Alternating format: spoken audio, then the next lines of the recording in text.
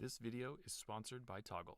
Investing can be really daunting, especially right now with so many things changing so rapidly in the world. Let's simplify the process today with a step-by-step guide on how to invest this year and most years into the future. This plan is simple enough for you to put into action today to get started, and it helps you to optimize your accounts to get the most money possible. I even made a 10-step flow chart showing the steps from start to finish that I'll share with you at the end of the video. I took some of my kids' sidewalk chalk to draw out the perfect investing plan steps, and at the end, I'll see if I can still hopscotch and get all the way to the end. All right, let's go. Number one is reliable income. This step enables everything else. What I mean by reliable is both an occupation and a pay quantity and schedule that you can count on. If you're an independent contractor and you only get a gig like twice a week for a couple $100 here and there, it's going to be really difficult to use that as a launch pad for everything else that we're going to talk about, which is serious investing. That being said, don't make an excuse right now for stopping here because your job situation isn't perfect. If you can make the next step work, that's good enough to keep going while you look for something higher paying and with higher reliability. Having this kind of dependable income is like having a reliable car to transport you to the next steps in this process. Step two is spend less than you make. This is probably the most difficult step because it requires the most discipline. And for most of us, making more money doesn't help us as much as we expect, at least for me. Leave me a comment if you feel differently. There's always more stuff to buy. There's always a nicer model of car, appliance, running shoes, or whatever else that we're really easily tempted with. And this is where good tools can help. If you can, make a budget. A lot of people hate the B word, but it is really helpful. Tools like Mint or You Need a Budget do a lot of the organizing for you, which can be brain-meltingly boring. Oh my gosh. They link to your bank accounts, and so they see all your transactions, and they automatically put that in their own software and put that in categories to know what you're spending your money on. They also sometimes have shortcomings though. Those kind of budgeting apps often cost money. Sometimes they don't connect properly to your accounts, which means that you miss transactions. That's like a double whammy and a double problem because then you haven't recorded it and you think you still have money left over. That's not good. And sometimes they just don't organize the things the way that you want them to be organized. It takes a guess, but it may not be right. If you have the stomach for it, building your own budget in a spreadsheet like Google Sheets that's totally free, it's a good option.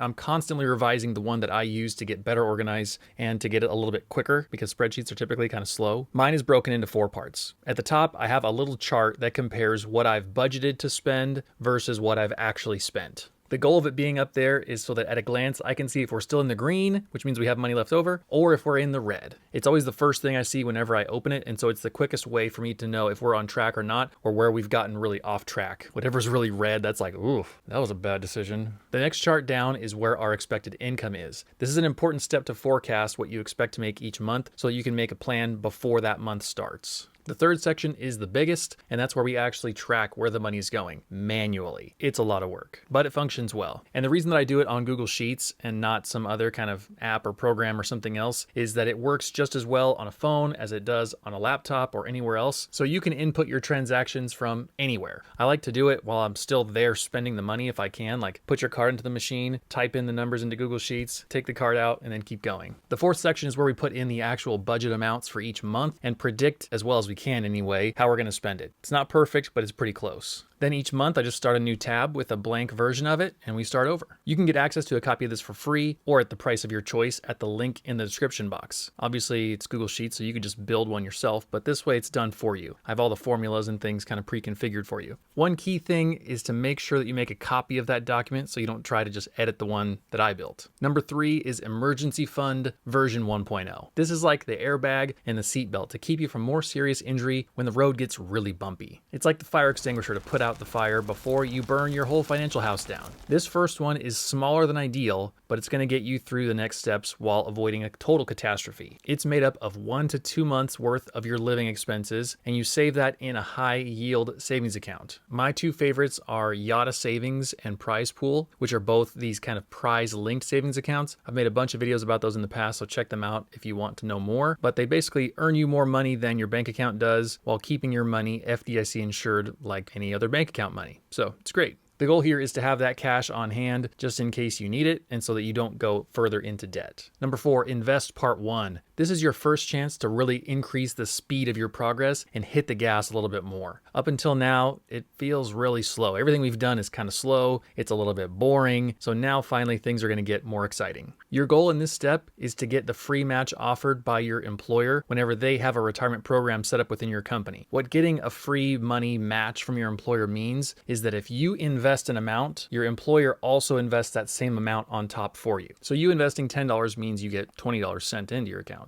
It's awesome. Typically, the way this is set up is there's a cap because you couldn't just like invest your entire salary and have them match it. It's typically limited to between 3 and 6% of your pay overall. And so to get the most free money possible, you've got to invest whatever that limit is set up with your own employer. If you don't have that option, if you don't have some employer-sponsored match program awesomeness, then skip to number 5. Step 5 is to plow the road free of high-interest debt. Investing is coming through. High-interest debt has everything to do with investing because those companies that have loaned you that money are making way more money off of you than you could ever make investing anyway. Credit cards are often deep into the 20% interest range, and places like payday lenders can be several 100% interest. If you're losing money that fast, there's no sense in investing yet. You have to plow the road free of all that debris and junk and potholes and boulders because you'll never move as quickly as you need to with all that stuff staying there. Pay off those toxic loans before you proceed to step 6, which is emergency fund version 2, the final one. By now, you've done a lot. Your reliable income and discipline to spend less than you make has allowed you to save a starter emergency fund, invest, pay off all your high interest debt, and that's already a lot. But now you're going to increase the margin of safety even more by bumping up your emergency fund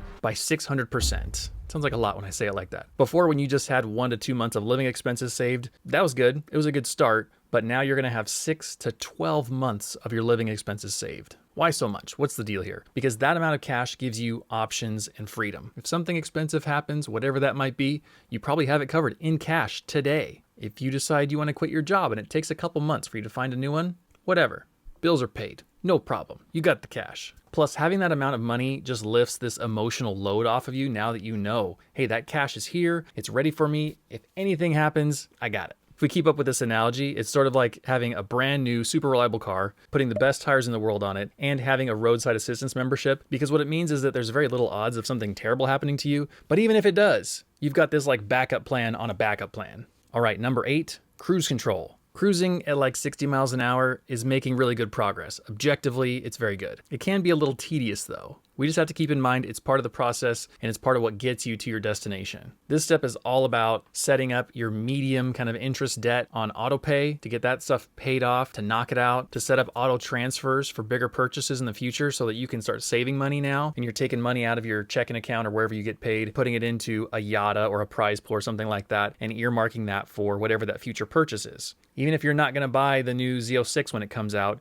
maybe you'll need a new roof on your house in a couple years. Or even just simply preparing for Christmas with $1,000 cash set aside will be really nice. This is kind of that boring but necessary middle step where you're just taking care of things, you're making stuff happen, it's got to happen so that you can get to the next step, which is probably my favorite. Step 9 is invest part 2. This is when things get really exciting because we get to hit the gas a lot more, shift into top gear, and really start saving a lot. I personally think that the bare minimum you should be saving for retirement is 15%, if at all possible. 20% is good, 30% is great. If you've done all those previous 7 steps and you get to here and you have money left over, which I hope you do, that'd be great, then that means that you are really good at step 2, which is living on less than you make. Now you get to bump up your investing to at least 15%. The big question here people have is, what account should I use? There's a bunch of options out there. It's very confusing, and this is very divisive. Like, there are people who are sure that they're right in the way that they're doing things, and other people are completely the opposite. Nobody's right here. It depends on you and your situation. So I've set up a plan for 4 different kinds of people here that we're going to go over, and depending on you and your goals, there's a plan for you. Person number 1 is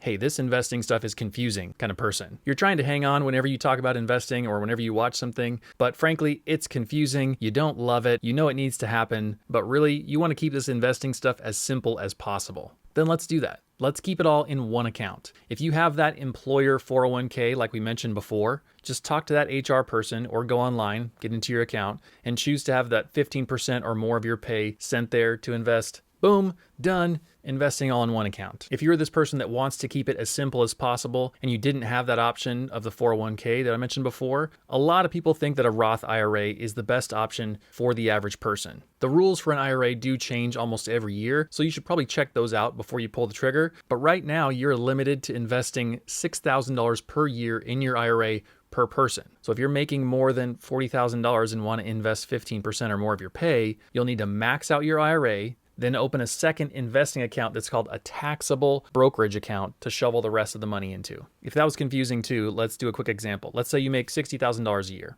You want to invest 15%. 15% of $60,000 is $9,000. So we got a $9,000 chunk over the year to invest. You max out the Roth IRA, that's $6,000. They won't let you put any more money in there. Well, I mean, you can, but they'll like come back at tax time and penalize you. It'll be a mess. So you only will put in $6,000 into the Roth IRA. Then the other $3,000 that you have left over goes into that second account that you open called a taxable brokerage account. That's just a very basic kind of investing account. It's not a special like retirement account. It's got a weird name. That's what it's called. You can send that money in all at once if you have like $9,000 sitting there, or you can break it up and do it on every paycheck, whatever works for you. Person number 2 has a different set of priorities. They want to optimize for today. This person knows they want to invest, but they also want to have as much money available as possible right now, today. So how do you invest but still have money available? I'd say that they should get their employer match first, that 401k match, lock in the free money. Free money is awesome. Then use a traditional IRA instead of a Roth to get another tax break on your investing now. If you get the employer match and you max out your traditional IRA and there's still money left over to hit your goal of 15% or more, whatever your goal is, go back to that 401k and keep investing more and more in there until you're happy. 401ks have a really high contribution limit, unlike IRAs, so odds are those two things will fulfill your plan.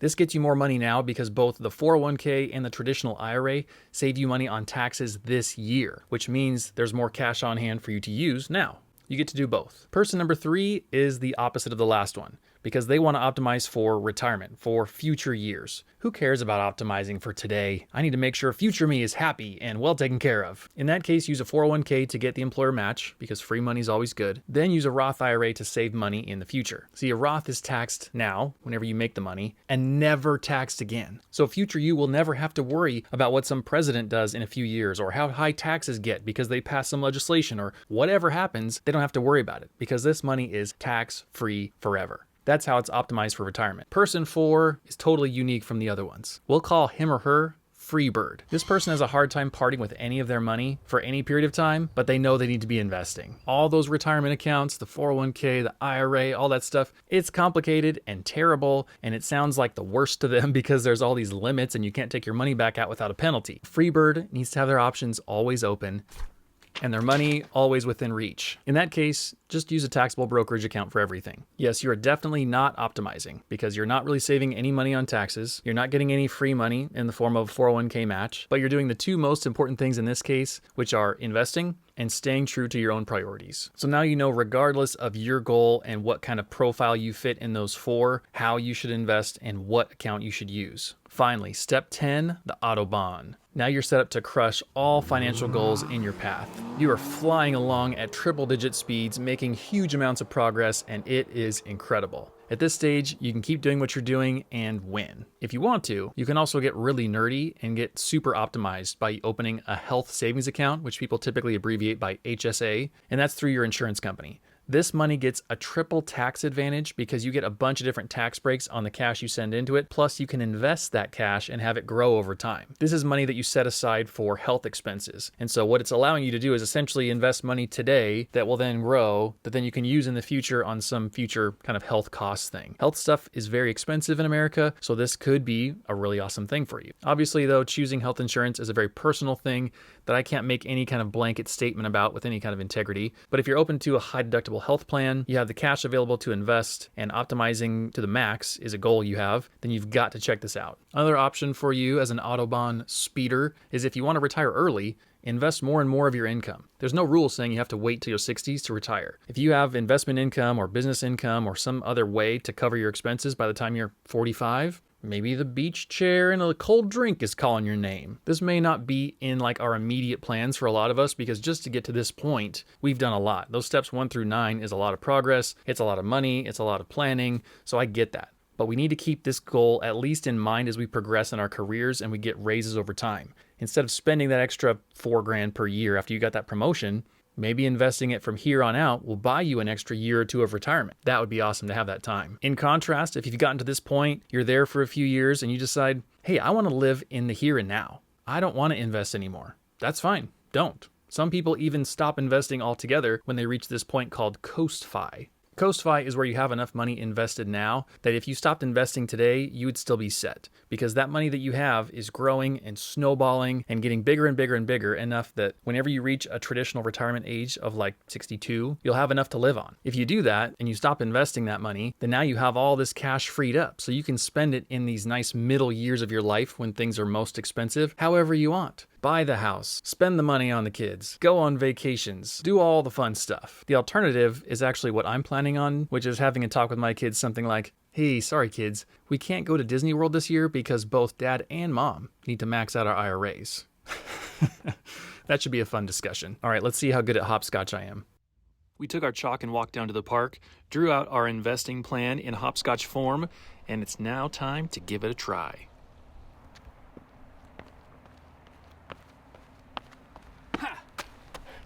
Hey, you're here in a barn that I helped my parents build a few years ago, and to do that I had to use really good tools. Toggle is a really good tool for investors who want to do a deeper level of research. It gives you the kind of firepower that they use on Wall Street. It's an incredible tool unlike anything else I've ever used to research investments. And because you're a subscriber here on my channel, you'll get 1 month for free without having to put in your credit card info. Guys, that's really rare nowadays, to be able to try something out, see all the features, and not then get a subscription signed up without realizing it and get charged, and it's a big pain.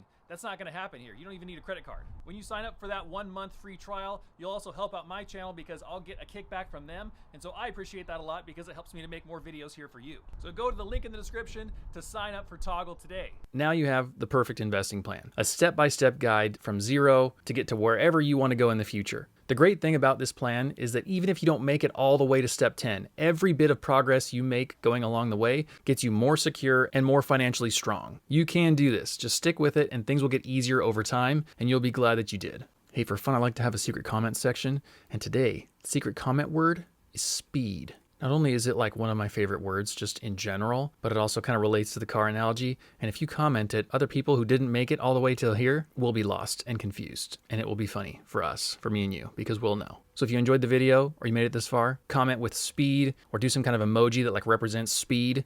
And I'll keep an eye out for these because they are my favorite comments by far. This is a good kind of overview. These 10 steps are helpful, but if you really want to know how investment income works in retirement, then you have to watch this video next. It's called How to Make $100K Tax-Free in Retirement. And what it is a more detailed video about how that investment income works when you retire and the fact that you may not need to deal with those tricky retirement accounts and the limits and the employer match and all that stuff, and in the meantime still accomplish your retirement dreams. Very good stuff to know. Click that video next.